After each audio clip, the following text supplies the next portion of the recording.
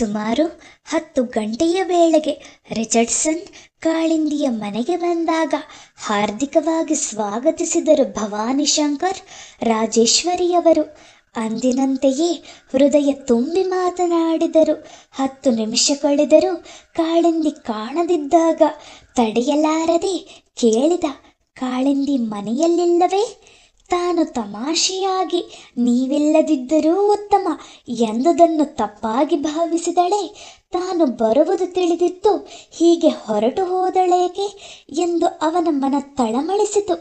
ನೀವು ಹೊರಡುವ ದಿನ ಹತ್ತಿರ ಬಂತೆಂದು ಕಾಣುತ್ತದೆ. ನಿಮ್ಮ ಸಂಶೋಧನೆ ಕೆಲಸ ಎಲ್ಲ ಮುಗಿಯಿತೆ? ಕೇಳಿದರು ಭವಾನಿಶಂಕರ್. ನಿಮ್ಮಂತಹ ಹಿರಿಯರ ಆಶೀರ್ವಾದದಿಂದ ಎಲ್ಲ ಸಾಂಗವಾಗ ಮುಗಿದಿದೆ. ಇನ್ನು 4 ವಾರಗಳಲ್ಲಿ ಹಿಂತಿರುಗುತ್ತೇನೆ. ಅದಕ್ಕೆ ಹೋಗುವ ಮುನ್ನ ನಿಮ್ಮನ್ನು ಭೇಟಿಯಾಗಿ ಸ್ವಲ್ಪ ಸಮಯ ಕಳೆಯೋಣವೆಂದು ಬಂದೆ. ಹೋಗುವ ದಿನಗಳಲ್ಲಿ ಗಡಿಬಿಡಿ ಇರುತ್ತದೆ. ಹೀಗೆ ಆರಾಮವಾಗಿರಲು ಸಾಧ್ಯವಾಗಲಾರದು. ನಿಮಗೆ ನನ್ನಿಂದ ಏನೂ ತೊಂದರೆ ಆಗಲಿಲ್ಲವಷ್ಟೇ ಎಂದ ವಿನಯವಾಗಿ. ನೊನೋ, ನೀವು ಬಂದದ್ದು ಇನ್ನೂ ನಮಗೆ ಸಂತೋಷ. ಈಗ ಹೋದರೆ ಮತ್ತೆ ಭಾರತಕ್ಕೆ ಬರುವ ಕಾರ್ಯಕ್ರಮವೇನಾದರೂ ಇದೆಯೇ? ಇಲ್ಲ, ಸದ್ಯದಲ್ಲಿ ಇರುವುದಿಲ್ಲ. ಆದರೂ ನನಗೆ ಬರೋಣವೆಂದಿದೆ. ನನಗೆ ಈ ದೇಶ, ಜನ, ಹವೆ, ವಾತಾವರಣ ಎಲ್ಲ ಬಹಳ ಪ್ರಿಯವಾಗಿದೆ. ಇಲ್ಲಿನ ಯಾವ ಪ್ರೇಕ್ಷಣೀಯ ಸ್ಥಳವನ್ನು ನೋಡಲಾಗಿಲ್ಲ ಈಗ. ಆದ ಕಾರಣ ಮತ್ತೇ ಬೇಗನೆ ಒಮ್ಮೆ 1 ತಿಂಗಳ ಕಾಲ ಬರೋಣವೆಂದುಕೊಂಡಿದ್ದೇನೆ. ಹಾಗೇ ಮಾಡಿ. ಪತ್ನಿ ಮಕ್ಕಳನ್ನೂ ಕರೆತನ್ನಿ. ಇಲ್ಲಿಯೇ ಬಂದು ಇಲ್ಲಿಂದಲೇ ಪ್ರಾರಂಭಿಸಿ ನಿಮ್ಮ ಟೂರ್. ನಮ್ಮಲ್ಲಿ ನೋಡತಕ್ಕ ಸ್ಥಳಗಳು ಅನೇಕವಿದೆ. ಅದರಲ್ಲೂ ಶಿಲ್ಪಕಲೆಯನ್ನು ಜಗತ್ತಿಗೆ ಸಾರುವ ದೇವಾಲಯಗಳಿವೆ. ನಾನು ಇಡೀ ಭಾರತವನ್ನು 1 ವರ್ಷ ಕಾಲ ಸುತ್ತಿದ್ದೇನೆ ಎಂದು ಅಂತರ್ಮುಖಿಯಾದರು. ಅದು ನನಗೂ ಗೊತ್ತು ಎಂದಿತು ಅವನ ಮನಸ್ಸು. ಹಾಗೇ ಮಾಡುತ್ತೇನೆ. ನಾನು, ನನ್ನ ಪತ್ನಿ ಇಲ್ಲಿಂದಲೇ ಪ್ರಾರಂಭಿಸುತ್ತೇವೆ ನಮ್ಮ ಯಾತ್ರೆ ಎಂದು ಮುಗುಳ್ನಕ್ಕರಿಚಿ. ಭವಾನಿಶಂಕರ್ ಅವನ ನಗೆಗೆ ಪ್ರತಿ ನಗು ಸೂಸುವ ಸ್ಥಿತಿಯಲ್ಲಿರಲಿಲ್ಲ. ಅವರ ಮನ ಚಿಂತಿಸುತ್ತಿತ್ತು. ಇವನು ಪತ್ನಿ ಇರುವವನು. ಆದ್ದರಿಂದ ಇವನು ಇನ್ನೂ ಕಾಳಿಂದಿಯ ಬಗೆಗೆ ಏನಾದರೂ ಕೇಳುವುದು ದೂರವೇ ಉಳಿಯಿತು. ಇರಲಿ, ಹೇಗಾದರೂ ಇರಲಿ, ಸೌಖ್ಯವಾಗಿರಲಿ ಎಂದು ನಿಟ್ಟುಸಿರು ಬಿಟ್ಟರು. ಆ ವೇಳೆಗೆ ಸರಿಯಾಗಿ ದೇವಸ್ಥಾನದಿಂದ ಹಿಂತಿರುಗಿದ ಕಾಳಿಂದಿ ಬಾಗಿಲಲ್ಲಿ ನಿಂತಿದ್ದಳು. ಅವಳನ್ನು ನೋಡಿ ಹುಚ್ಚೆದ್ದು ಕುಣಿಯಿತು ರುಚಿಯ ತನೂಮನ. ತಲೆಗೆ ಸ್ನಾನ ಮಾಡಿದ್ದಳಾದ್ದರಿಂದ ಅಳಕವಾಗಿ ಜಡೆ ಹಾಕಿದ್ದಳು. ಹೊರಗಡೆ ಗಾಳಿಯಲ್ಲಿ ಬಂದು ಪುರುಚಲು ಕೂದಲು ಹಣೆಯ ಮೇಲೆ ಲಾಸ್ಯವಾಡುತ್ತಿತ್ತು. ನೀಳ ತಲೆ ಬೈತಲೆ, ಹಣೆಗೆ 2 ಕುಂಕುಮ, ಬೆರಳೆಂಚು ಅಂಗಲ ಜರಿಯ, ಕಪ್ಪು ಮೈಸೂರು ಸಿಲ್ಕ್ ಸೀರೆ ಉಟ್ಟು ಅದೇ ಬಣ್ಣದ ಕುಬುಸ, ಶಂಖ ಬಿಳುಪಿನ ದೊಡ್ಡ ಕುತ್ತಿಗೆಯಲ್ಲಿ ಒಂದೆಳೆಯ ಚಿನ್ನದ ಸರ, ಫಳಫಳ ಹೊಳೆಯುತ್ತಿದ್ದ ವಜ್ರದ ಬೆಂಡೋಲೆ, ಮೂಗಿಗೆ ವಜ್ರದ ಮೂಗುತಿ, ಸೌಂದರ್ಯವೇ ಸಾಕಾರವಾಗಿ ನಿಂತಿತ್ತು. ಅಲ್ಲಿ ಮೊದಲ ದಿನ ಕಂಡ ರೂಪಸಿಯ 10 ಪಟ್ಟು 100 ಪಟ್ಟು ರೂಪರಾಶಿಯಲ್ಲಿ ಮೈದಳೆದಿತ್ತು. ಪ್ರಪಂಚದ ರೂಪಸಿರಿಯನ್ನೆಲ್ಲ ಒಗ್ಗೂಡಿಸಿ ಎರಕ ಹೊಯ್ದು ಶಿಲಾ ಪ್ರತಿಮೆಯಂತೆ ಗೋಚರವಾದಳು ಕಾಳಿಂದಿ. ತುಂಬು ಪ್ರೇಮಿ ರುಚಿಯ ಕಣ್ಣಿಗೆ. ಕಣ್ಣರಳಿಸಿ ನೋಡುತ್ತಾ ಕುಳಿತ. ಎದುರಿಗೆ ಹಿರಿಯರಿಬ್ಬರೂ ಇದ್ದಾರೆಂದು ಗಮನಕ್ಕೆ ಬಾರಲಿಲ್ಲ ಅವನಿಗೆ ಆ ಕ್ಷಣ. ಅವನ ದೃಷ್ಟಿಗೆ ದೃಷ್ಟಿ ಕೂಡಿಸಿದ ಕಾಳಿಂದಿ ಒಂದು ಗಳಿಗೆ ಮೈಮರೆತಳು. ನಂತರ ದೃಷ್ಟಿ ಹೊರಳಿಸಿ ತಾಯಿ ತಂದೆಯರ ಬಳಿ ಬಂದು, ಅಮ್ಮ, ಪ್ರಸಾದ ಎಂದು ಬುಟ್ಟಿಯಲ್ಲಿದ್ದ ಕಾಯಿ ಹಣ್ಣು ಅವರ ಕೈಯಲ್ಲಿಟ್ಟಳು. ನನಗೆ ಕೊಡುವುದಿಲ್ಲವೇ ಪ್ರಸಾದ ಎಂದು ಕೈ ನೀಡಿದ ರುಚಿ. ರಾಜೇಶ್ವರಿ ತುಂಬಾ ಸಂತೋಷದಿಂದ, ನೀನು ತೆಗೆದುಕೊಳ್ಳುವೆ ಎಂದರೆ ಯಾಕೆ ಕೊಡುವುದಿಲ್ಲ, ಹಿಡಿ ಎಂದವನ ಹಣೆಗೆ ಕುಂಕುಮ ಮೆತ್ತಿ ಕೈಗೆ ಬಾಳೆಹಣ್ಣು ಚೂರು ಕೊಟ್ಟರು. ಹಣ್ಣನ್ನು ಅವರು ಮಾಡಿದಂತೆಯೇ ಕಣ್ಣಿಗೆ ಒತ್ತಿಕೊಂಡು ಬಾಯಿಗೆ ಹಾಕಿಕೊಂಡ ರುಚಿ. ಅವನ ಶುಭ್ರ ವಿಶಾಲ ಕೆಂಪಗಿನ ಹಣೆಯಲ್ಲಿ ಕುಂಕುಮ ಬಹಳ ಶೋಭಾಯಮಾನವಾಗಿ ರಾರಾಜಿಸಿತು. ಅದನ್ನು ನೋಡಿ ಹೆಚ್ಚು ಆನಂದಿಸಿದವರು ರಾಜೇಶ್ವರಿ. ಆಕೆ ಕಾಯಿ ಹಣ್ಣು ಬುಟ್ಟಿ ಹಿಡಿದು ಒಳಗೆ ಹೋದರು. ಭವಾನಿಶಂಕರರು ಏನೋ ನೆನಪಿಸಿಕೊಂಡವರಂತೆ ಎದ್ದು ಹೆಂಡತಿಯನ್ನು ಹಿಂಬಾಲಿಸಿದರು. ರಿಚಿ, ಕಾಳಿಂದಿ ಎದುರು ಬದುರಾದರು. ದೊಡ್ಡವರೆದುರಿಗೆ ನನ್ನನ್ನು ನೋಡಲು ಸಂತೋಷವಲ್ಲವೇ ನಿಮಗೆ? ನುಂಗಿ ಹಾಕುವ ಹಾಗೆ ಕೆಕ್ಕರಿಸಿ ನೋಡಿದಿರಿ ಅಣ್ಣನ ಎದುರಿಗೇನೆ ದಬಾಯಿಸಿದಳು. ಆ ರೀತಿ ನನ್ನನ್ನು ಕೊಲ್ಲುವ ಹಾಗೆ ಸೌಂದರ್ಯ ರಾಶಿಯಾಗಿ ಬಂದು ಎದುರಿಗೆ ನಿಂತರೆ ಈ ಬಡಪಾಯಿ ಉಳಿಯಬೇಕೋ ಅಳಿಯಬೇಕೋ? ನುಂಗುವ ಹಾಗೆ ನೋಡುವುದಲ್ಲ, ನುಂಗಿಯೇ ಬಿಟ್ಟಿದ್ದೇನೆ. ಬೇಕಾದರೆ ಈಗ ಎದೆ ಬಗೆದು ನೋಡಿ ಎಂದ ಮೆಲುಸ್ವರದಲ್ಲಿ. ನುಂಗಿದ್ದು ಹೋಗುವುದು ಹೊಟ್ಟೆಗೆ, ಎದೆಗಲ್ಲ ಎಂದಳು ನಕ್ಕಳು. ಎದುರಿಗೆ ಭವಾನಿಶಂಕರ್ ಬಂದುದರಿಂದ ಅವನು ಅವಳೊಂದಿಗೆ ಮಾತು ಮುಂದುವರಿಸಲಿಲ್ಲ. ಇನ್ನೂ ಸ್ವಲ್ಪ ಹೊತ್ತು ಅವನೊಂದಿಗೆ ಮಾತುಕತೆ ಮುಗಿಸಿ ಹೊರಡುತ್ತಾ, ಸರ್, ನಿಮ್ಮ ಮಗಳನ್ನು ಸ್ವಲ್ಪ ಹೊತ್ತು ಹೊರಗಡೆ ಕರೆದೊಯ್ಯಲೇ ಎಂದು ಅನುಮತಿ ಕೇಳಿದ. ಹುಬ್ಬೇರಿಸಿದಳು ಕಾಳಿಂದಿ. ಎಲ್ಲಿಗೆ ಕರೆದೊಯ್ಯುತ್ತಾನೆ ಎಂದು ಹೊರಗಡೆ ಎಂದರೆ ಅನುಮಾನಿಸಿ ವೃದ್ಧರೇ ಕೇಳಿದರು. ಲಾಲ್ಬಾಗ್, ಕಬ್ಬನ್ ಪಾರ್ಕ್, ಹೀಗೆ ಎಲ್ಲಿಯಾದರೂ. ನಾನು ಅವು ಯಾವುದನ್ನೂ ನೋಡಿಲ್ಲ ಎಂದನು. ಕೂಡಲೇ ಆಗಬಹುದು ಎನ್ನಲಿಲ್ಲ ಅವರು. ಇವನು ವಿವಾಹಿತ, ಇವನ ಸಲುಗೆ ಸರಿಯೇ. ಆದರೂ ಎಲ್ಲ ತಿಳಿದಿದ್ದು ಇವನನ್ನು ಪ್ರೀತಿಸಿದಳೇ ನಮ್ಮ ಮಗು. ಅವಳ ಪ್ರೀತಿಯ ರೀತಿ ನೀತಿಯೇ ಬೇರೆ. 10 ವರ್ಷದಿಂದ ನೋಡುತ್ತಿದ್ದೇನೆ ಅವಳನ್ನು. ತಪ್ಪಿ ನಡೆಯುವವಳಲ್ಲ. ಮೊನ್ನೆಯಷ್ಟೇ ಎಷ್ಟು ದಿಟ್ಟೆಯಾಗಿ ಹೇಳಿದ್ದಾಳೆ, ಸಂಯಮ ಮೀರಿ ನಡೆಯುವುದಿಲ್ಲ ಎಂದು. ಅದಕ್ಕಾಗಿಯೇ ಮದುವೆಯ ಸುದ್ದಿ ಎತ್ತಬೇಡಿ ಎಂದು ಆಜ್ಞಾಪಿಸಿದಷ್ಟು ಕಠೋರವಾಗಿ ನುಡಿದಿದ್ದಾಳೆ. ಇವನು ಇಲ್ಲಿ ಇರುವುದು ಅಲ್ಪಕಾಲ. ಅವನ ನಿರ್ಮಲ ಒಡನಾಟದಲ್ಲಿ ಮಗು ಸ್ವಲ್ಪ ಕಾಲವೇ ಆಗಲಿ. ಸಂತೋಷವಾಗಿ ಇರುವುದಾದರೆ ಆ ಅಲ್ಪ ಸಂತೋಷಕ್ಕೆ ಅಡ್ಡಿಯಾಗುವುದೇ ಬೇಡ. ಹೋಗಿ ಬರಲಿ. ಅವಳು ಬರುವಂತಿದ್ದರೆ ಕರೆದೊಯ್ಯರಿ, ಅಡ್ಡಿಯಿಲ್ಲ ಎಂದು ಅವಳ ಕಡೆಗೆ ನೋಡಿದರು. ಕಾಳಿಂದಿ ರುಚಿಯೊಂದಿಗೆ ಹೆಜ್ಜೆ ಹಾಕಿದಳು. ಊಟದ ವೇಳೆಯಾಗಿದೆ. ಊಟ? ರಾಗವೆಳೆದಳು ರಾಜೇಶ್ವರಿ. ಎಲ್ಲಿಯೋ ಮಾಡುತ್ತಾರೆ ಬಿಡು ಎಂದು ಉತ್ತರ ನೀಡಿದರು ಆತ. ಅವರಿಬ್ಬರು ಅತ್ತ ಹೊರಟ ಕೂಡಲೇ ರಾಜೇಶ್ವರಿ ಅನುಮಾನ ತೆಗೆದರು. ನೀವು ಮಾಡಿದ್ದು ಸರಿಯಲ್ಲ. ಏನು ಮಾತನಾಡಬೇಕೋ ಇಲ್ಲೇ ಆಡಬಹುದಿತ್ತಲ್ಲ. ಅವರು ಯಾಕೆ ಕಳುಹಿಸಿದಿರಿ? ಇದುವರೆಗೂ ತಾವು ಮನದಲ್ಲಿ ತರ್ಕಿಸಿದುದನ್ನು ಗಟ್ಟಿಯಾಗಿ ಆಕೆಗೆ ಹೇಳಿ ಸಮಾಧಾನಪಡಿಸಿದರು. ಏನೇ ಹೇಳಿ ನೀವು, ಬೆಣ್ಣೆ ಇದ್ದಲ್ಲೇ ಇದ್ದರೆ ತಣ್ಣಗೆ ಕರಗದೇ ಇದ್ದಿತು. ಬೇಕಾಗಿ ಬೆಂಕಿಯ ಹತ್ತಿರ ಒಯ್ದರೆ ಗೊಣಗಿದರು ರಾಜೇಶ್ವರಿ. ಮತ್ತೂ ಒಳ್ಳೆಯದು, ಫಲಿತಾಂಶ ತುಪ್ಪ ಮತ್ತು ರುಚಿಯಾದದ್ದು ಎಂದು ನಕ್ಕು ಬಿಟ್ಟರು. ರಾಜೇಶ್ವರಿ ನಗಲಿಲ್ಲ. ಕಾಳಿಂದಿಯನ್ನು ಪಾರ್ಕಿಗೆಂದು ಕರೆದೊಯ್ದು, ರಿಚರ್ಡ್ಸನ್, ದಾರಿಯಲ್ಲಿ ನಾವೀಗ ಯಾವ ಪಾರ್ಕಿಗೂ ಹೋಗ್ತಾ ಇಲ್ಲ. ನಾನೀಗ ನಿಮ್ಮ ಬಳಿ ಮಾತಾಡಬೇಕು ಕಾಳಿಂದಿ. ಅದು ಪಾರ್ಕಿನಲ್ಲಿ ಆಗೋದಿಲ್ಲ ಎಂದ. ಆಶ್ಚರ್ಯ. ಬೀದಿಯಲ್ಲೇ ರಸ್ತೆಯ ಮೂಲೆಗಳನ್ನೇ ಕಿಸ್ಸು ರೊಮ್ಯಾನ್ಸ್ ಮಾಡೋ ದೇಶದಿಂದ ಬಂದ ತಾವು ಪಾರ್ಕಿನಲ್ಲಿ ಮಾತಾಡಲು ಆಗೋದಿಲ್ಲ ಅಂತಿರಲ್ಲ ರುಚಿ. ಅಲ್ಲಿಂದ ಬಂದಿರಬಹುದು. ಆದರೆ ನಾನೀಗ ಎಲ್ಲಿದ್ದೀನಲ್ಲ, ನಿಮ್ಮ ಪಕ್ಕದಲ್ಲಿ. ನಾನು ಭಾರತೀಯನೇ. ಕಾರು ಅವನ ಮನೆಯ ಮುಂದೆ ಬಂದಾಗ ಅವನೇ ಇಳಿದು ಮನೆಯ ಬೀಗ ತೆಗೆಯಬೇಕಾಯಿತು. ಕಾಳಿಂದಿಗೆ ಆಶ್ಚರ್ಯವಾಯಿತು. ಮಹದೇವ ಇಲ್ಲವೇ ಮನೆಯಲ್ಲಿ ಎಂದಳು. ಇದ್ದಾನೆ, ಇಲ್ಲೇ ಎಲ್ಲೋ ಹೋಗಿದ್ದಾನೆ. ಭಾನುವಾರಗಳು ನಾನು ಬೆಳಿಗ್ಗೆ ಹೊರಟರೆ ಸಂಜೆಗೆ ಮನೆಗೆ ಬರುವುದರಿಂದ ಅವನು ಎಲ್ಲಿಯೋ ಸ್ವಂತ ಕೆಲಸಕ್ಕೆ ಹೋಗಿರುತ್ತಾನೆ. ನಾನು ಬೇಗ ಹಿಂತಿರುಗಬಹುದೆಂದು ಅವನು ಊಹಿಸಿರಲಿಕ್ಕಿಲ್ಲ. ಅವನಿಲ್ಲದಿದ್ದರೆ ನಿಮಗೆ ನನ್ನೊಡನೆ ಭಯವೇ? ಕಾಳಿಂದಿ, ಹೆದರಬೇಡಿ. ನಾನು ನಿಮ್ಮನ್ನು ಏನೂ ಮಾಡಿಬಿಡುವುದಿಲ್ಲ.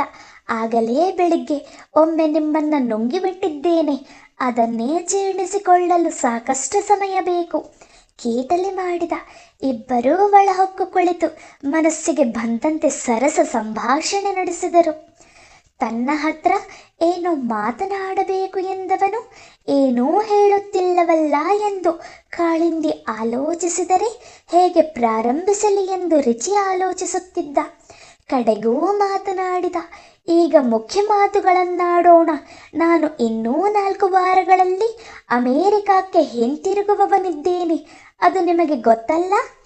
ಗೊತ್ತಿದೆ. ನಾನು ದಿನ ಎಣಿಸುತ್ತಿದ್ದೇನೆ. ನನಗೆ ಹೊರಟು ಹೋಗಲು ಬಹಳ ವ್ಯಸನವಾಗುತ್ತಿದೆ ಕಾಳಿಂದಿ. ನಾನು ನಿಮ್ಮನ್ನು ಬಹಳ ಹಚ್ಚಿಕೊಂಡಿದ್ದೇನೆ. ನಿಮಗೆ ಹೇಗನ್ನಿಸುತ್ತದೆಯೋ ತಿಳಿಯದು. ನಿಮ್ಮನ್ನು ಅಗಲಿ ನಾನು ಹೋಗಲಾರೆ. ನನಗೂ ಅಷ್ಟೇ ವ್ಯಸನವಾಗುತ್ತದೆ. ಆದರೂ ನಾನು ಅಸಹಾಯಕಳು, ಏನೂ ಮಾಡಲಾರದವಳು. ಎಲ್ಲವನ್ನೂ ದೈವಕ್ಕೆ ಬಿಟ್ಟು ಕೈಕಟ್ಟಿಕೊಳ್ತಿದ್ದೇನೆ. ನಿಮ್ಮ ವ್ಯಸನಕ್ಕೆ ತೆರೆ ಎಳೆಯಲು ಮಾರ್ಗವಿದೆ, ಹೇಳಲೇ? ಹೇಳಿ, ಅನುಮಾನಿಸುತ್ತೀರೇಕೆ? ನೀವು ನನ್ನ ವಧುವಾಗಿ ನನ್ನೊಡನೆ ಬಂದರೆ ಎಲ್ಲ ಸರಿಯಾಗುತ್ತದೆ. ನನ್ನನ್ನು ವಿವಾಹವಾಗಲು ಒಪ್ಪಿಗೆಯೇ ಕಾಳಿಂದಿ? ಪ್ರಯಾಸಪಟ್ಟು ಕೇಳಿಯೇ ಬಿಟ್ಟ. ಇದು ಅವಳು ನಿರೀಕ್ಷಿಸಿದ್ದ ಪ್ರಶ್ನೆಯೇ ಆಗಿ ಅವಳೇನೂ ಚಕಿತಳಾಗಲಿಲ್ಲ. ಅವಳ ಬಳಿ ಉತ್ತರ ಸಿದ್ಧವಾಗಿಯೇ ಇತ್ತು. ನಿಮ್ಮ ವಧುವಾಗಲು ನನಗೆ ಬಹಳ ಸಂತೋಷ. ನಿಮ್ಮನ್ನು ವಿವಾಹವಾಗಿ ನಿಮ್ಮ ಪತ್ನಿ ಎನಿಸಿಕೊಳ್ಳಲು ಇನ್ನೂ ಮಿಗಿಲಾದ ಸಂತೋಷ. ಆದರೂ ನಾನು ನಿಮ್ಮನ್ನು ವಿವಾಹವಾಗಲಾರೆ. ನಿಮ್ಮೊಂದಿಗೆ ಬಂದು ನಿಮ್ಮ ದೇಶದಲ್ಲಿ ಬದುಕು ಸಾಗಿಸಲಾರೆ. ನನಗೆ ಬಾಳಿನಲ್ಲೊಂದು ಧ್ಯೇಯವಿದೆ. ಈ ನಮ್ಮ ಅಣ್ಣ ಅಮ್ಮ ಬದುಕಿರುವವರೆಗೂ ನಾನು ಅವರೊಡನೆಯೇ ಇದ್ದು ಅವರಿಗೆ ಆಸರೆಯಾಗಿ ಇರುತ್ತೇನೆಂದು ನನಗೆ ನಾನೇ ಶಪಥ ಮಾಡಿಕೊಂಡಿದ್ದೇನೆ. ಅವರನ್ನು ಬಿಟ್ಟು ಎಲ್ಲಿಯೂ ಬರಲಾರೆ. ನಮ್ಮ ಪ್ರೇಮಕ್ಕೇನು ಬೆಲೆಯೇ ಇಲ್ಲವೇ? ಆತಂಕದಿಂದ ಕೇಳಿದ. ಏಕಿಲ್ಲ, ಇದೆ. ಅದು ಬೆಲೆಗೆ ಮೀರಿದ್ದು, ಅಮೂಲ್ಯವಾದದ್ದು. ಪ್ರೇಮ ಪ್ರೇಮವಾಗಿಯೇ ಇರಲಿ. ಅದು ಎಟರ್ನಲ್ ಪ್ರೇಮ, ಅಮರ ಪ್ರೇಮ ಎನ್ನಿಸಿಕೊಳ್ಳುತ್ತದೆ. ಪ್ರೇಮವನ್ನು ಹೊಂದುವಿಕೆಗೆ ಪಡೆಯುವಿಕೆಗೆ ಜೋಡಿಸಿದಾಗ ಅಲ್ಲಿ ಕಾಮದ ಪ್ರವೇಶವಿರುತ್ತದೆ, ದೈಹಿಕ ತೃಷ್ಣೆ ಇರುತ್ತದೆ. ಕಾಮ ಪ್ರೇಮವನ್ನು ತುಳಿದು ಮೀರಿಯೂ ಬಿಡುತ್ತದೆ. ನಾನು ಕೇಳುವ ಅಮರ ಪ್ರೇಮದ ಕಥೆಗಳೆಲ್ಲ ನನಗೆ ಕೆಲವೊಮ್ಮೆ ಮೂರ್ಖತೆಯ ಪರಮಾವಧಿ ಎನಿಸುತ್ತದೆ. ಹಲವಾರು ವರ್ಷ ಬೆಳೆಸಿದ ತಾಯಿ ತಂದೆ, ಸೋದರ ಬಂಧುಗಳ, ಪರಿಸರ, ನೆರೆಹೊರೆ ಎಲ್ಲವನ್ನೂ ತೃಣೀಕರಿಸಿ ಪ್ರೇಮ ಪ್ರೇಮ ಎಂದು ಪ್ರೇಮಿಸಿದವರ ಹಿಂದೆ ಓಡಿ ಅವರು ಸಿಗದಾಗ ಆತ್ಮಹತ್ಯೆ ಮಾಡುವುದು ಅಥವಾ ಸಿಕ್ಕರೂ ಇಬ್ಬರು ಕೂಡಿ ಸಾಯುವುದು ಯಾವ ಪರಮಾರ್ಥಕ್ಕೆ? ಬಾಳಿನ ಸಾರ್ಥಕತೆಯಾದರೂ ಏನು? ನಿಸ್ವಾರ್ಥ ತ್ಯಾಗಗಳಿಂದ ನೆರೆಹೊರೆಗೆ ಉಪಯೋಗವಾಗುವ ಹಾಗೆ ಬಾಳಿದರೆ ಬಾಳಿಗೊಂದು ಧನ್ಯತೆ.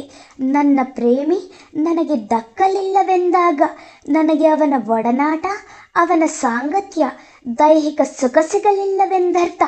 ಅವು ಸಿಗಲಿಲ್ಲವೆಂದ ಮಾತ್ರಕ್ಕೆ ಸತ್ತೇ ಬಿಡಬೇಕೆ? ಬದುಕಿಗೆ ಬೇರೆ ಆಯಾಮವೇ ಇಲ್ಲವೇ?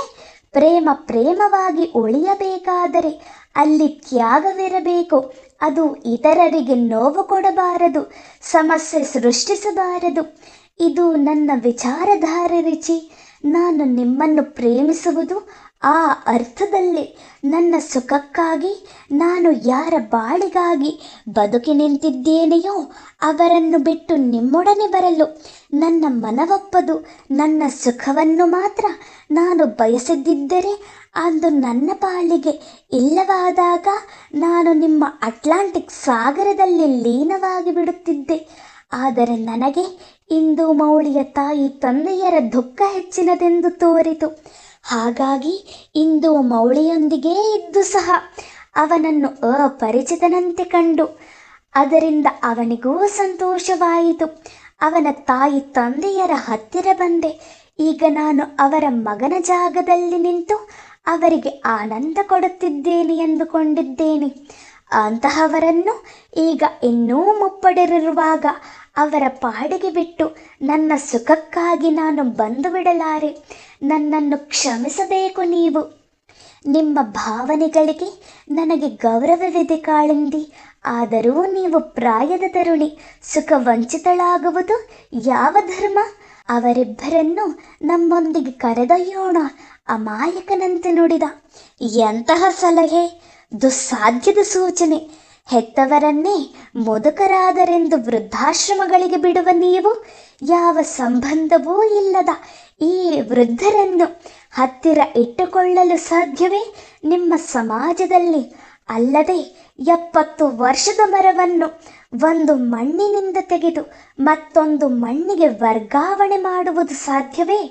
ನಮ್ಮ ಇಂದಿನ ಸಂಶೋಧನೆ ತಂತ್ರಜ್ಞಾನಗಳಿಂದ ಸಾಧ್ಯವಾದೀತು. ಹಾಗಾಯಿತು ಇದು. ಅವರು ಒಪ್ಪಿಯಾದರೂ ಒಪ್ಪುವರೇ? ಸಾಮಾಜಿಕವಾಗಿ, ಆಧ್ಯಾತ್ಮಿಕವಾಗಿ ನಮ್ಮದು ಪೂರ್ವ ಪಶ್ಚಿಮಗಳ ಈ ವಯಸ್ಸಿನಲ್ಲಿ ಅವರಿಗೇಕೆ ಈ ಶಿಕ್ಷೆ? ದೂರದ ಭೋಪಾಲವೇ ಸರಿಯಾಗಲಿಲ್ಲವೆಂದು ಕನ್ನಡ ನಾಡಿಗೆ ಮೊಕ್ಕಾಂ ಬದಲಿಸಿದವರು ಅವರು ನಿಮ್ಮ ದೇಶಕ್ಕೆ, ಅದು ನಮ್ಮ ಸುಖಕ್ಕಾಗಿ. ಅವಳ ಮಾತುಗಳಿಗೆ ಪೂರ್ಣ ಅರ್ಥವಿದ್ದುದರಿಂದ ಅವನು ಉತ್ತರಹೀನನಾದ. ದೀರ್ಘವಾಗಿ ಉಸಿರು ಬಿಟ್ಟು, ನಿಮ್ಮ ತರ್ಕದ ಮುಂದೆ ನಾನು ಮೂಕ, ಬೇರೆ ದಾರಿಯೇ ಇಲ್ಲವೇ ಕಾಳಿಂದಿ? ಅವರನ್ನೇ ಕೇಳಿ ಒಪ್ಪಿಸಿದರೆ? ಒಪ್ಪುತ್ತಾರೆ, ಖಂಡಿತ ಒಪ್ಪುತ್ತಾರೆ. ನಮ್ಮೊಂದಿಗೆ ನಿಮ್ಮ ದೇಶಕ್ಕೆ ಬರಲು ಅಲ್ಲ, ನನ್ನನ್ನು ನಿಮ್ಮೊಂದಿಗೆ ಕಳುಹಿಸಲು. ನಿಮ್ಮ ವಿಷಯ ಹೇಳಿದ ದಿನವೇ ಅವರು ತುದಿಗಾಲಲ್ಲಿ ನಿಂತಿದ್ದಾರೆ. ಸಮಸ್ಯೆ ಈಗ ಅದರದಲ್ಲ, ನನ್ನದೇ ಸಮಸ್ಯೆ.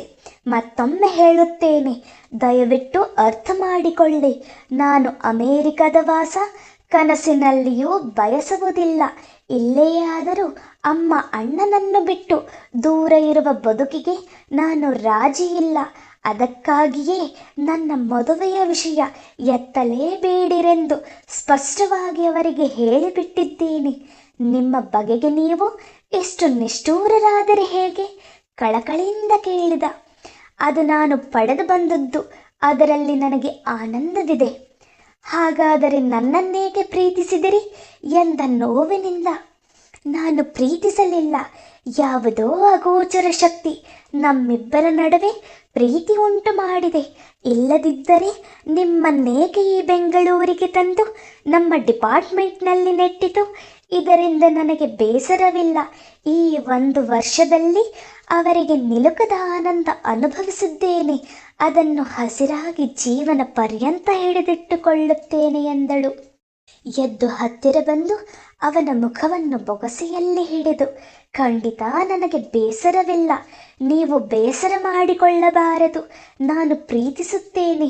ನನ್ನನ್ನು ಹಿಡಿದಿಟ್ಟ ಈ ನೀಲಿ ಕಂಗಳನ್ನು, ನನ್ನನ್ನು ಸೂರೆಗೊಂಡ ಈ ಹಣೆ, ಕೂದಲು, ನಾಸಿಕ ಕಪೋಲಗಳನ್ನು ಎಂದು ಮೃದುವಾಗಿ ವಾತ್ಸಲ್ಯದಿಂದ ತಾಯಿ ಮಗುವನ್ನು ಚುಂಬಿಸುವಂತೆ ಬಿಡಿ ಬಿಡಿಯಾಗಿ ಚುಂಬಿಸಿದಳು. ಅದರಲ್ಲಿ ಕಾಮದ ಕಾವಿರಲಿಲ್ಲ, ಉತ್ಕಟತೆ ಇರಲಿಲ್ಲ, ಮಮತೆಯ ತಂಪೆತ್ತು. ಅವನು ತನ್ನ ತೋಳುಗಳಿಂದ ಅವಳನ್ನು ಬಳಸಿದ.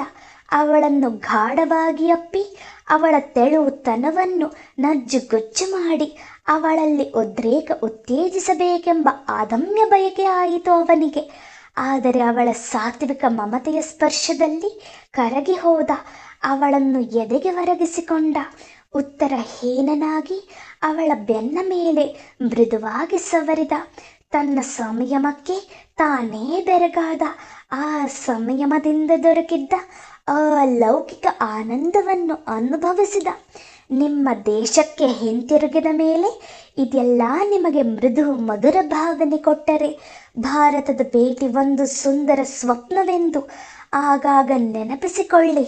ಹಾಗಿಲ್ಲದೆ ನೋವು ಕೊಟ್ಟರೆ ಒಂದು ದುಸ್ವಪ್ನವೆಂದು ತಳ್ಳಿ ಹಾಕಿರಿ ಎಂದಳು ಮೆಲುದನಿಯಲ್ಲಿ ತಲೆ ಎತ್ತದೆ. ನಿನ್ನ ನೆನಪು ನನಗೆ ನೋವು ಕೊಡುತ್ತದೆಯೇ ಕಾಳಿಂದಿ? ಹಾಗೆ ನೋವು ಕೊಟ್ಟರೂ ಅದು ಹಿತವಾದ ಆನಂದಮಯವಾದ ನೋವಾಗಿರುತ್ತದೆ. ನಿನ್ನ ಹೆಸರೇ ನನಗೆ ಚೇತೋಹಾರಿ ಎಂದು ತನ್ನ ಎದೆಗೆ ಒರಗಿದ್ದ. ಅವಳ ತಲೆಯ ಮೇಲೆ ತುಟಿ ಒತ್ತಿದ. ಇದ್ದಕ್ಕಿದ್ದಂತೆ ಅವಳು ತಲೆ ದೂರ ಸರಿಸಿ, ಹೀಗೆ ನನ್ನನ್ನು ಪ್ರೀತಿಸುವ ನೀವು ಮೋನಿಕಾಳನ್ನು ಏನು ಮಾಡುತ್ತೀರಿ? ಅವಳಿಗೆ ಡೈವೋರ್ಸ್ ಕೊಡುತ್ತೀರೇನು? ಬೇಡಿರಿ ಜಿ. ಒಬ್ಬ ಕ್ರಿಸ್ಟಿಯಿಂದ ಒಬ್ಬ ಕಾಳಿಂದಿ ಅನುಭವಿಸಿದ ನೋವನ್ನು ಒಬ್ಬ ಕಾಳಿಂದಿಯ ಸಲುವಾಗಿ ಮೋನಿಕಾ ಅನುಭವಿಸುವುದು ಬೇಡ. ಭಾರತದಲ್ಲಿ 1 ವರ್ಷ ಕಳೆದಿದ್ದೀರಿ. ಕಾಳಿಂದಿ, ಅವಳ ಅಮ್ಮ, ಅಣ್ಣ ಎಲ್ಲರನ್ನೂ ಹತ್ತಿರದಿಂದ ನೋಡಿದ್ದೀರಿ. ಪತ್ನಿಗೆ ನೋವು ಕೊಡುವ ಯೋಚನೆ ಮಾಡಬೇಡಿ ಪ್ಲೀಸ್ ಎಂದಳು.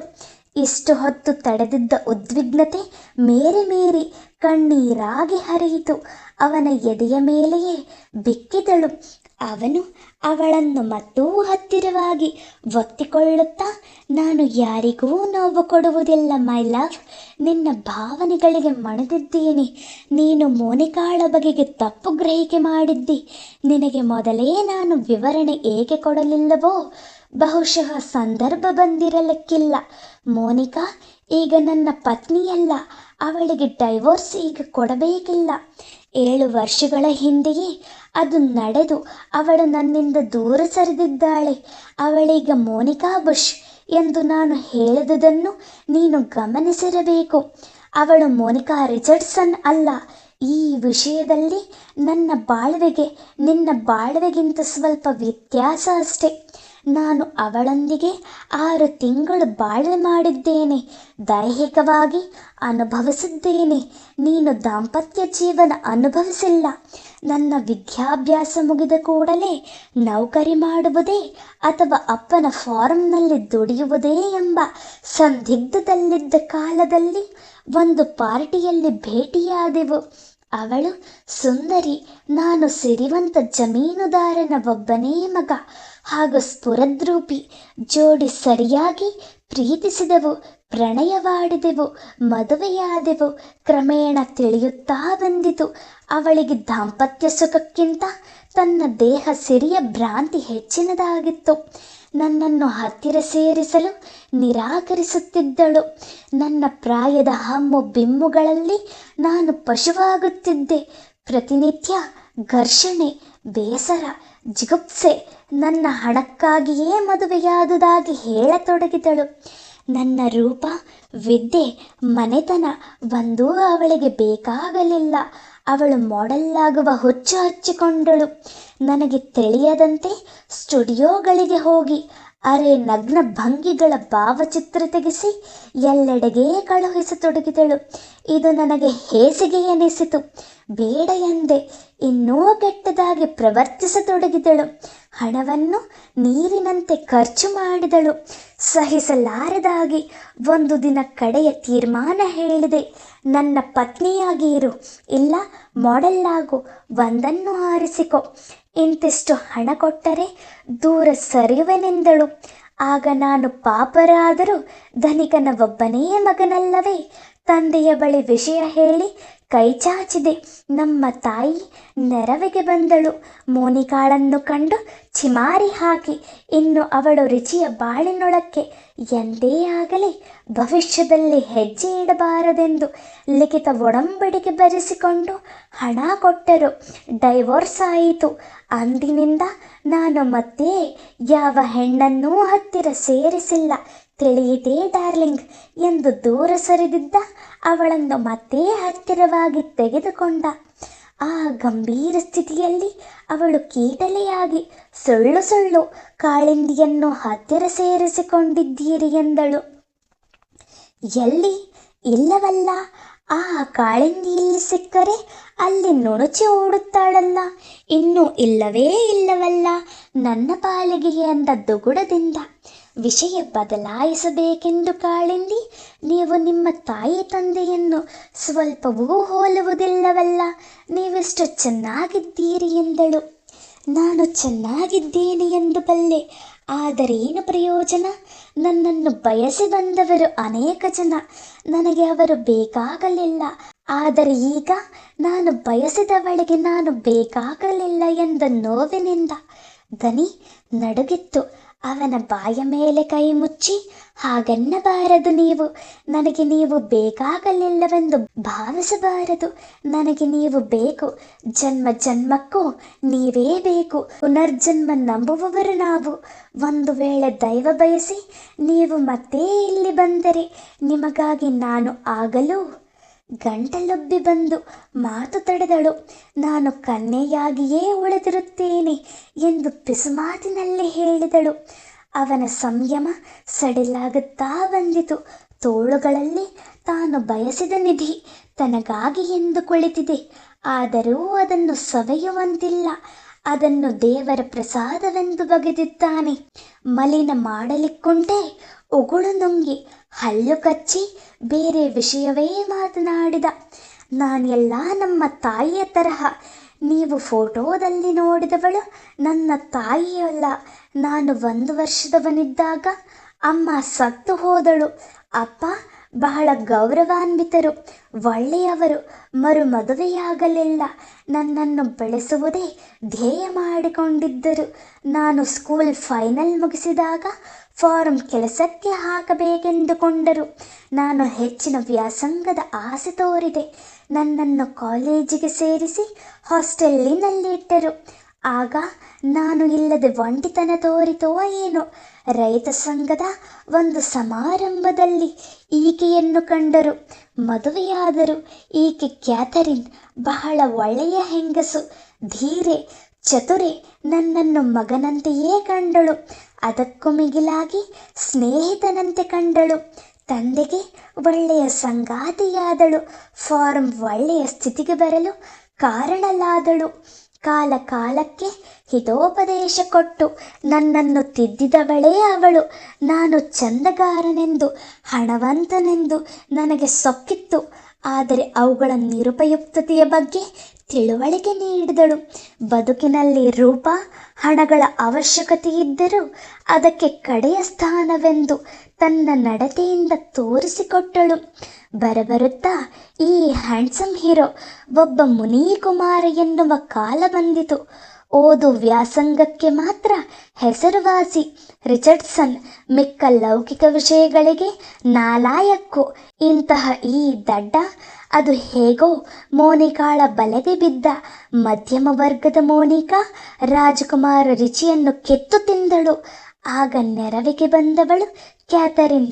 ಖ್ಯಾತಿ ಛಿದ್ರ ದಾಂಪತ್ಯದಿಂದ ನರಳುತ್ತಿದ್ದ ನನಗೆ ನನ್ನ ಮನಸ್ಸನ್ನು ಬೇರೆಡೆ ತಿರುಗಿಸಲು ಬೇರೆ ಬೇರೆ ದೇಶಗಳ ಬಗೆಗಿನ ಪುಸ್ತಕಗಳನ್ನು, ಅಲ್ಲಿನ ಜನಗಳ ಜೀವನ ಕ್ರಮ, ಮೌಲ್ಯಗಳ ಬಗೆಗಿನ ಮಾಹಿತಿಗಳನ್ನು ಒದಗಿಸಿ ಪ್ರಪಂಚ ವಿಶಾಲ ರಿಚಿ, ಬರಿಯ ಅಪ್ಪ, ಖ್ಯಾತಿ, ಮೋನಿಕಾ ಡೈವೋರ್ಸ್ ಅಷ್ಟೇ ಅಲ್ಲ, ವ್ಯಾಸಂಗದ ಹುಳುವಾಗಿ ವ್ಯವಹಾರ ಕುರುಡನಾಗುತ್ತಿದ್ದಿ, ಎಚ್ಚೆತ್ತಿಕೊ ಸನ್ ಎಂದು ಹುರಿದುಂಬಿಸಿದಳು.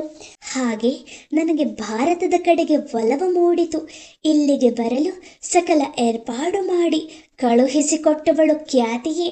ಹೋಗಿ 1 ವರ್ಷ ಇದ್ದು ಬಾ, ನಾನು ನೋಡಿದ್ದೇನೆ ಭಾರತ, ಹೃದಯವಂತಿಕೆಯ ಮಾನವೀಯತೆ ಇರುವ ಜನತೆಯ ದೇಶ ಇಂಡಿಯಾ ಎಂದಳು.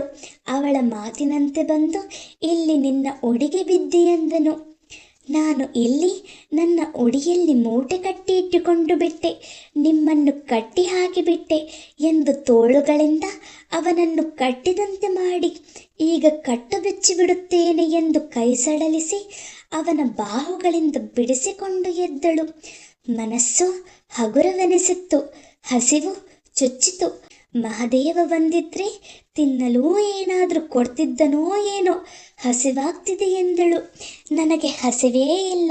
ಬೆಳಗ್ಗೆ ನಿನ್ನ ಸೌಂದರ್ಯವನ್ನು ನುಂಗಿದ್ದೇನೆ, ಈಗ ನಿನ್ನ ವಿಚಾರಧಾರೆ ಉಣಬಡಿಸಿದ್ದೀಯೆ, ನನ್ನ ಬಾಳನ್ನು ಮೆಲಕು ಹಾಕಿದ್ದೇನೆ, ಇನ್ನೆಲ್ಲಿಯ ಹಸಿವು ನನಗೆ ಎಂದು ಹೋಗಿ ಮಂಚದ ಮೇಲೆ ಮಲಗಿದ.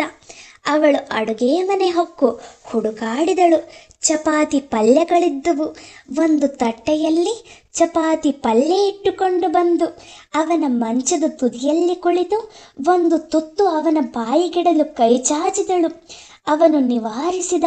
ನನ್ನ ಕೈಯೂಟ ಮಾಡಿ, ಬಹುಶಃ ಇದು ಲಾಸ್ಟ್ ಸಪ್ಪರ್ ಇರಬಹುದು, ಮತ್ತೆ ನಾವು ಈ ರೀತಿ ಕ್ಲೋಸ್ ಆಗಿ ಕುಳಿತುಕೊಳ್ಳುವ ಸಂದರ್ಭವೇ ಬರದೇ ಇರಬಹುದು. ಇದನ್ನು ಸವಿಯೋಣ, ಭವಿಷ್ಯದ ಬಾಳಿನಲ್ಲಿ ಮತ್ತೆ ಮತ್ತೆ ಮೆಲುಕು ಹಾಕುವ ಸಂದರ್ಭ ಇದಾಗಲಿ ಎಂದು ಮತ್ತೆ ಕೈ ಬಾಯಿಗಿಟ್ಟಳು. ಅವಳ ಕೈ ಸಮೇತ ಬಾಯಲ್ಲಿ ಹಿಡಿದ. ಬಾಯಿ ಅಲುಗಿಸಲಿಲ್ಲ. ಕಣ್ಣ ತುಂಬ ನೀರು ತುಂಬಿತು. ಅವಳು ತಟ್ಟೆಯನ್ನು ಪಕ್ಕಕ್ಕಿಟ್ಟು ಅವನ ಎದೆಯ ಮೇಲೆ ತಲೆಯಿಟ್ಟು ದುಃಖಿಸಿದಳು. ಗಡಿಯಾರದ ಮುಳ್ಳುಗಳು ಸರಿಯುತ್ತಲಿದ್ದವು. ರಿಚಿ ಪೂರ್ಣವಾಗಿ ಸಂಯಮ ಕಳೆದುಕೊಂಡ. ಎದ್ದು ಕುಳಿತು ಅವಳನ್ನು ಬಲವಂತವಾಗಿ ಆಲಂಗಿಸಿ ಮುಖವೆಲ್ಲ ಚಂಬಿಸುತ್ತಾ, ನಿನ್ನ ತೀರ್ಮಾನಗಳೊಂದು ನನಗೆ ಬೇಡ, ನಿನ್ನನ್ನು ಬಿಟ್ಟು ನಾನು ಹೋಗುವುದಿಲ್ಲ, ನಿನ್ನನ್ನು ಹೆಡೆಮುರಿ ಕಟ್ಟಿ ಹೊತ್ತುಕೊಂಡು ಹೋಗುತ್ತೇನೆ, ಎಲ್ಲರನ್ನು ಮರೆತು ನನ್ನೊಂದಿಗೆ ಇರುವಂತೆ ಸ್ವರ್ಗ ಸುಖದ ಬಾಳುವೆ ನಿನಗೆ ಕೊಡುತ್ತೇನೆ, ತಿಳಿಯಿತೆ ತಿಳಿಯಿತೆ ತಿಳಿಯಿತೆ ಎಂದು ಅವಳನ್ನು ಅಚೇತನ ಮಾಡಿದ. ನನಗದು ತಿಳಿದಿದೆ. ನಿಮ್ಮೊಂದಿಗಿನ ಸ್ವರ್ಗ ಸುಖದ ಬಾಳುವೆಯಲ್ಲಿ ನನಗೆ ಪೂರ್ಣ ನಂಬಿಕೆ ಇದೆ. ಅದು ಹಾಗಾಗಿ ಬಿಡುತ್ತದೆ ಎಂಬುವುದೇ ನನ್ನ ಅಧೈರ್ಯ, ಅದು ಹಾಗಾಗಬಾರದೆಂಬುವುದೇ ನನ್ನ ಕೋರಿಕೆ. ನಾನು ಅಮ್ಮ ಅಣ್ಣನನ್ನು ಮರೆತು ಬಿಡುವುದೇ ನನ್ನನ್ನು ದುರ್ಬಲಳನ್ನಾಗಿ ಮಾಡಬೇಡಿರಿಚಿ. ನನಗಿಲ್ಲಿ ಗುರುತರ ಜವಾಬ್ದಾರಿಗಳಿವೆ. ಇನ್ನು ಮಗು ಬರುವುದು ಬಾಕಿ ಇದೆ. ಅವನ ಬಿಗಿ ಬಾಹುಬಂಧನ ಸಡಿಲವಾಯಿತು. ನೀನು ನಿರ್ದಯಳು. ಹೋಗು, ನಿನ್ನ ಜವಾಬ್ದಾರಿಗಳನ್ನೇ ನಿಭಾಯಿಸು, ಹೋಗು ಎಂದು ಕೈಗಳನ್ನು ಹಿಂದಕ್ಕೆಳೆದುಕೊಂಡು ಮತ್ತೆ ಮಂಚದ ಮೇಲೆ ಒರಗಿದ. ಕಣ್ಣು ಮುಚ್ಚಿಕೊಂಡು ಕಾಳಿಂದಿ ಕೈಗಳಿಂದ ಮುಖ ಮುಚ್ಚಿ ನೀರವವಾಗಿ ಕುಳಿತಳು.